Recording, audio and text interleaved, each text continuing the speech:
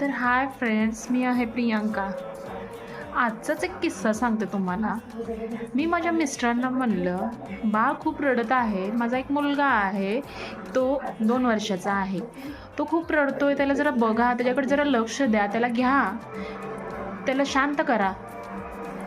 आणि ते त्याला एक अर्धा तास पण जास्तीत जास्त हँडल नाही करू शकत. त्याची चिडचिड, त्याची रडारड ऐकून ते नेहमी काय म्हणतात माहीत आहे का? मला तर बाबा सवय नाही, तुला चांगली सवय आहे, तू हँडल करू शकतेस, तू यातून जाऊ शकतेस, तू त्याला सांभाळू शकतेस. का बरं असं का?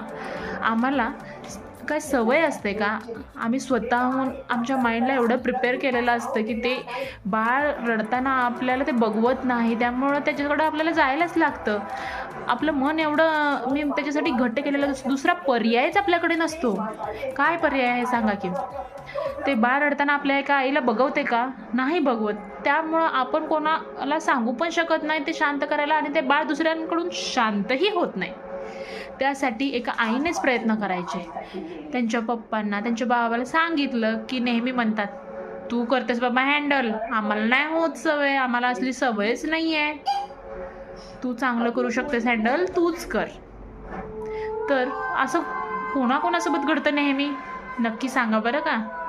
आणि प्रत्येक स्त्रीची ही कहाणी असणार आहे की ते आपल्यावर काहीच नाही घेत, ते नेहमी दुसऱ्यांवर म्हणतात किंवा आपल्याला म्हणतात की माझ्याने नाही होणार, तू खूप चांगलं हँडल करू शकतेस, असं ॲप्रिशिएशन देऊन आपल्याला एक प्रकारचं कामच लावतात. स्त्री जन्मा, खरंच तुझी कहाणी ग्रेट.